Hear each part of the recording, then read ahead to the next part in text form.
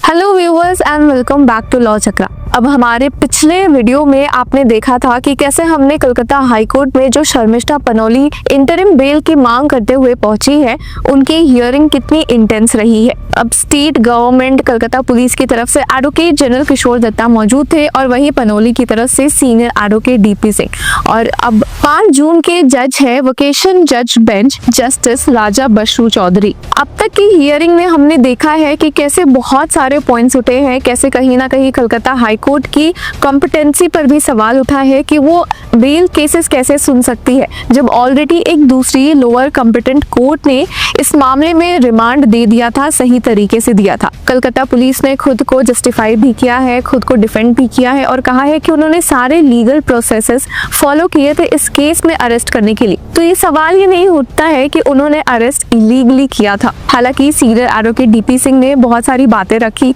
उन्होंने कहा कि कैसे इस केस में ग्राउंड्स ऑफ अरेस्ट नहीं दिया गया है, लीगल नोटिसेस नहीं भेजे गए थे और झूठ मूठ की बातें बताई जा रही है। अब जब जस्टिस राजा बसु चौधरी ने भी इस मामले की सुनवाई की तो उन्होंने देखा कि कैसे वारंट ऑफ अरेस्ट होने को जस्टिफिकेशन देते हुए कहा गया है कि ग्राउंड्स ऑफ अरेस्ट देने की जरूरत नहीं थी, पर ग्राउंड्स ऑफ अरेस्ट एक ऐसा कंसेप्ट है जो देना बहुत कंपलसरी होता है, स्पेशली क्योंकि कहीं ना कहीं अरेस्ट पर्सनल लिबर्टी का वायलेशन होता है। और वैसे में अगर जो अरेस्ट हो रहे हैं उन्हें ये भी ना बताया जाए, उन्हें ग्राउंड्स ऑफ अरेस्ट नहीं दिया जाए कि उन्हें किस बात के लिए अरेस्ट किया जा रहा है, वो बहुत गलत हो जाता है। अब 5 जून की हियरिंग में सबसे पहले तो कलकत्ता पुलिस की तरफ से एडवोकेट जनरल किशोर दत्ता ने कहा कि उनके पास केस डायरी है जिसकी डिमांड पिछली हियरिंग में जस्टिस पार्थ सारथी चैटर्जी ने की थी। और हमने अब तक देखा है कि कैसे सीनियर एडवोकेट डीपी सिंह जो पनोली की तरफ से मौजूद है और एजी किशोर दत्ता में बहुत ही झगड़े देखने को मिले थे। दोनों एक दूसरे के खिलाफ बोल रहे थे और खुद को डिफेंड करने की कोशिश कर रहे थे।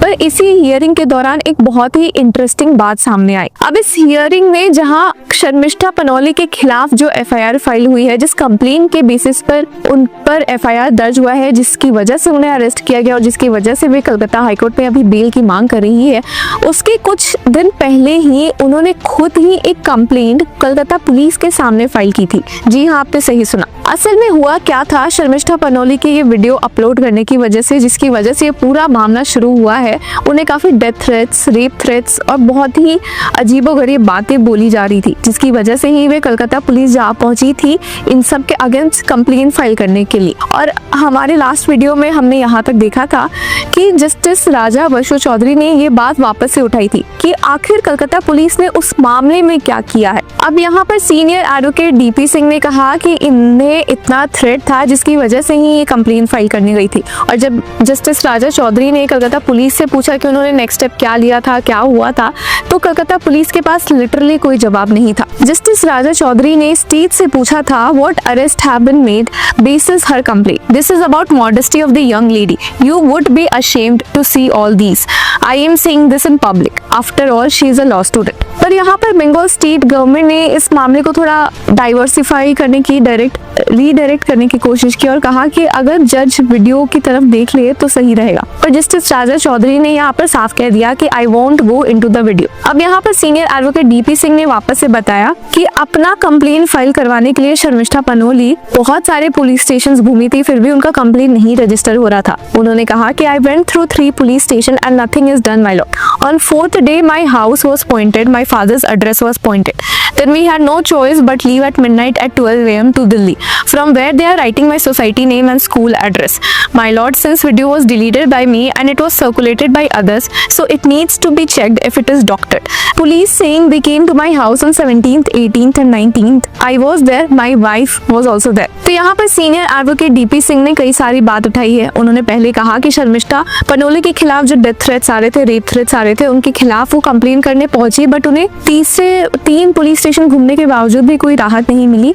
और फिर इस मामले में तुरंत ही उनका एड्रेस भी लीक हो गया, उनके फादर का एड्रेस भी लीक हो गया। कहीं ना कहीं ये बातें भी उठने लगी, वो कौन से स्कूल में है, कौन से सोसाइटी में रहती है, क्या करती है। इसी वजह से उन्हें भागने की जरूरत पड़ी। उसके बाद उन्होंने ये भी कहा कि उन्होंने वीडियो तो अगले दिन ही डिलीट कर दिया था, बट मीडिया में जो वीडियो सर्कुलेट हुआ है वो सही है कि भी नहीं, इसकी भी जांच करनी चाहिए। और जो लीगल नोटिस का पॉइंट था उस पे उन्होंने पुलिस के खिलाफ काउंटर आर्ग्यूमेंट ये दिया कि 19 तक तो वो सभी घर पे थे, बट उन्हें कोई भी एक सिंगल लीगल नोटिस इस केस में नहीं मिला था। अब इस पे जस्टिस राजा चौधरी ने भी स्टेट से पूछा कि यस स्टेट शो अस, तो इस पर बंगाल स्टेट ने जवाब दिया कि how can a court order be challenged at this stage of bail. तो यहाँ पर उस कोर्ट ऑर्डर के चैलेंज होने की बात हो रही है जिसमें लोअर कोर्ट ने वारंट ऑफ अरेस्ट इशू किया था पनोली के खिलाफ। तो यहाँ पर सीनियर एडवोकेट टीपी सिंह ने कहा कि see grounds of arrest there is nothing, see warrant of the court. तो यहाँ पर उन्होंने कोर्ट के ऑर्डर की तरफ फोकस किया। उन्होंने बताया कि ग्राउंड्स ऑफ अरेस्ट में कुछ दिया ही नहीं है और जो कोर्ट ने वारंट इशू किया है उस पर ध्यान देते हैं। जस्टिस राजा चौधरी ने यहाँ कहा कि where is warrant of arrest, show me and also the court order. तो यहाँ पर बंगाल स्टेट ने कहा कि the order is not on record, only warrant. इस पर सीनियर एडवोकेट डीपी सिंह ने कोर्ट के ऑर्डर पढ़ते हुए कहा कि investigating officer is at liberty to carry out investigation. My lord, no mention of arrest is there, only it says he is at liberty to arrest. तो यहाँ पर एक बहुत ही शॉकिंग टर्न ऑफ इवेंट देखने को मिले हैं। सीनियर एडवोकेट डीपी सिंह ने स्पेसिफाई किया कि जो कोर्ट का ऑर्डर था जहाँ पे वारंट इशू हुआ था अरेस्ट का, उन्होंने बस ये कहा था कि investigating officer is at liberty to carry out investigation. अगर उन्हें जरूरत पड़े he is at liberty to arrest, ऐसा नहीं कि उन्हें अरेस्ट करना है, अभी के अभी अरेस्ट करना है। इस पर बंगाल स्टेट ने कहा कि बट ये भी काफी है अरेस्ट करने के लिए। पर इस पर जस्टिस राजा चौधरी ने कहा this may on liberty shall never be constitute as shall. तो यहाँ पर ये कहा जा रहा है कि अगर कोर्ट मे वर्ड का यूज करती है तो इसका मतलब ये नहीं है कि तुरंत ही किसी को अरेस्ट करना है, शैल या विल होगा। यहाँ पर ये साफ है कि उन्हें अरेस्ट किया जा सकता है, ये नहीं कि उन्हें अरेस्ट करना ही है। इस पर जस्टिस राजा चौधरी ने आगे कहा कि prima facie I don't see any issue of warrant of arrest and why this order was not part of the CD. अब जस्टिस राजा चौधरी के भी कई सवाल थे, पर बंगाल स्टेट ने यहाँ पर कहा कि my lord, liberty to arrest is giving permission to arrest. यहाँ पर बंगाल स्टेट गवर्नमेंट ने समझाया कि वो कोर्ट का ऑर्डर ऐसा है कि अगर वो लिबर्टी दे रहे हैं मतलब आप अरेस्ट कर सकते हो,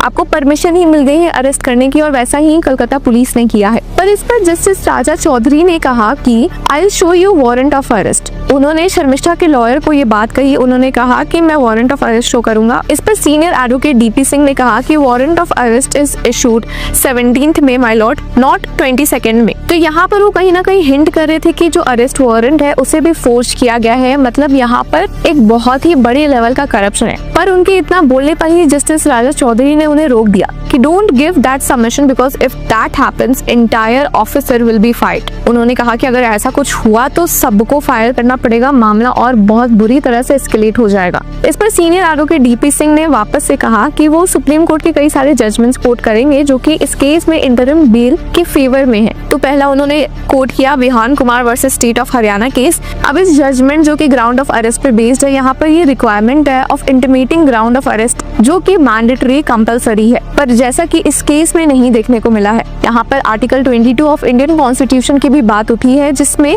उसके सबसेक्शन 1 में स्पेसिफिकली लिखा है कि no person who is arrested shall be detained in custody without being informed as soon as may be of the grounds for such arrest, nor shall he be denied the right to consult and to be defended by a legal practitioner of his choice. तो senior advocate DP Singh ने आगे से वापस से side किया supreme court के एक दूसरे जजमेंट को। यहाँ पर सीनियर एडवोकेट डीपी सिंह ने अभी रिसेंट के अली खान महमूदाबाद ऑर्डर को भी साइड किया और ऐसे कई सारे केसेस उन्होंने उठाए, अमीश देवगन, नुपुर शर्मा एक्सेट्रा। इस पर जस्टिस राजा चौधरी ने कहा कि does she have exams pending, is it tomorrow और ऑन 9th।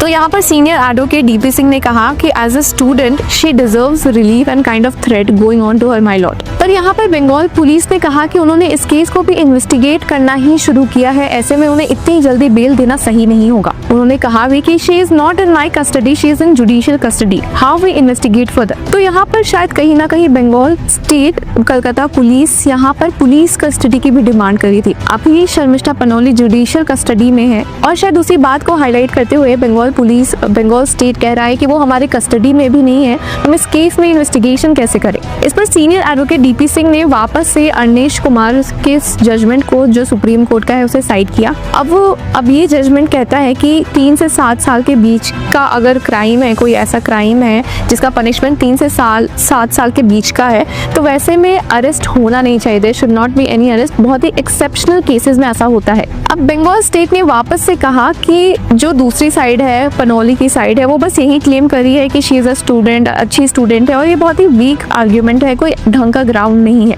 इस पर सीनियर एडवोकेट डीपी सिंह ने वापस से कहा कि she was doing internship when she was arrested. इसके बाद हम देख सकते हैं कि कलकत्ता हाईकोर्ट का फीड गायब हो गया, कोई अपडेट्स नहीं आई और कुछ भी न्यूज़ सुनने को नहीं मिली। और एकदम से सोर्सेस से ये पता चला, हमारे सोर्सेस से ये पता चला कि इस केस में शर्मिष्ठा पनोली को इंटरिम बेल ग्रांट कर दी गई है। तो व्यूवर्स, हम देख सकते हैं कि कलकत्ता हाईकोर्ट में जो हियरिंग हुई है वो काफ़ी इंटेंस रही है, काफ़ी शॉकिंग भी रही है। कहीं ना कहीं स्टेट गवर्नमेंट के साइड से कुछ ना कुछ लैप्सेस देखने को मिले हैं और कुछ पॉइंट से अग्री किया है पनोली के, कुछ आर्ग्यूमेंट से जस्टिस राजा बसु चौधरी ने अग्री किया है। तो व्यूवर्स, अब इस केस में नेक्स्ट क्या होगा हमें कुछ दिनों में पता चलेगा, पर आपकी क्या राय है इस मामले में हमें कमेंट सेक्शन में ज़रूर बताएं और तब तक के लिए कीप फॉलोइंग लॉ चक्र।